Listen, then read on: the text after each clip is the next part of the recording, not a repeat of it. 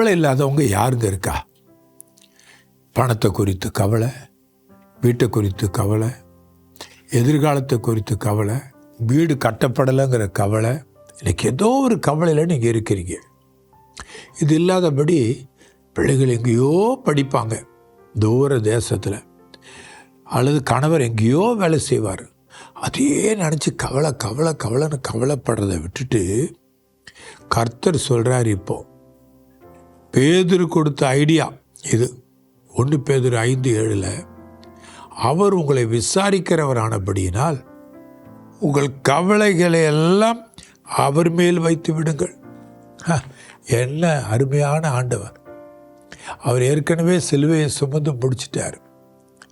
ஆனால் அவர் மேலே நம்ம போய் பாரத்தை வைக்க முடியுமான்னு நம்ம கேட்கலாம். அப்படின்னா என்ன அர்த்தம் தெரியுமா? ஆண்டவருடைய பாதத்தில் வச்சிடணும். வச்சுட்டா அவர் உங்களை விசாரிப்பார்.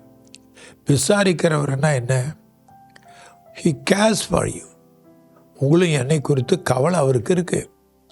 நம்ம எப்படி நடத்தணும், நாளைக்கு என்ன அப்படின்னு எல்லாவற்றையும் அவர் யோசிக்க சொல்லுவார். மார்த்தாளே மார்த்தாளே, நீ அநேக காரியங்களை குறித்து கவலைப்படுற, அதனால தான் உனக்கு பாரம். மார்த்தா என்ன செய்தாள்? இயேசுவை வரவேற்று உட்கார வச்சுட்டு போய் அவன் பாட்டிலே வேலை செஞ்சுக்கிட்டே இருக்கான். பைபிளில் லூக்கா 10வது அதிகாரம் 34-38 படித்து பார்த்து கொள்ளுங்க.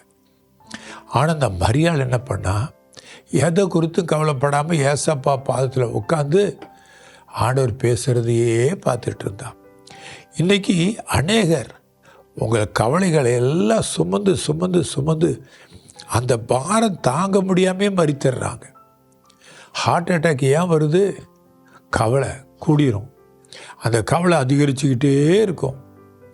இரவு தூங்க மாட்டாங்க, பகலில் கார் ஓட்டுறது கஷ்டமாக இருக்கும், அதையே நினைப்பாங்க. அதனுடைய முடிவு பிளட் ப்ரெஷர் வந்துடும், அப்புறம் ஸ்ட்ரோக் வந்துடும். எத்தனை பேருக்கு எத்தனை விதமான பிரச்சனை. ரத்தம் சுண்டி போயிடும்.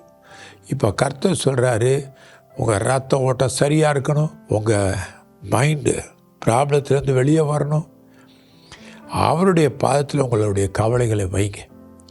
நம்முடைய கவலைகளை அவருடைய பாதத்தில் வச்சுட்டா அவர் சுமந்துட்டார். நம்மை படைத்த தேவன் நம்மை விசாரிக்கிறவர். நம்மை உருவாக்கின தேவன் நம்முடைய அடிச்சுவடுகளை அறிகிறவர். நம்மோடு கூட அவர் வருவார். ஆனால் நம்ம என்ன செய்யணும்?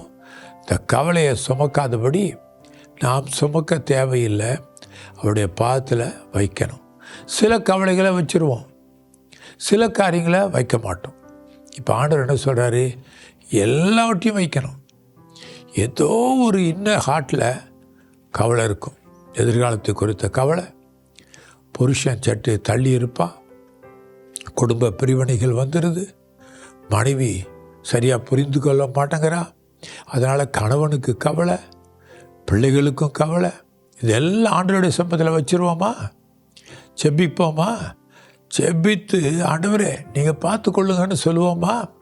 அப்பா, ஏதோ உடைய பிள்ளைகளுக்கு உடைய வார்த்தை நான் கொடுத்துருக்கிறேன்.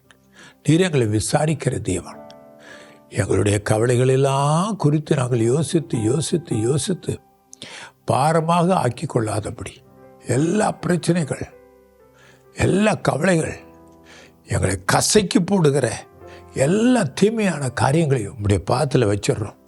எங்களுக்கு விடுதலையை தாங்க. என் ஜனங்களுக்கு விடுதலையை கொடுங்க. மன பாரத்தை அறிந்தவர்.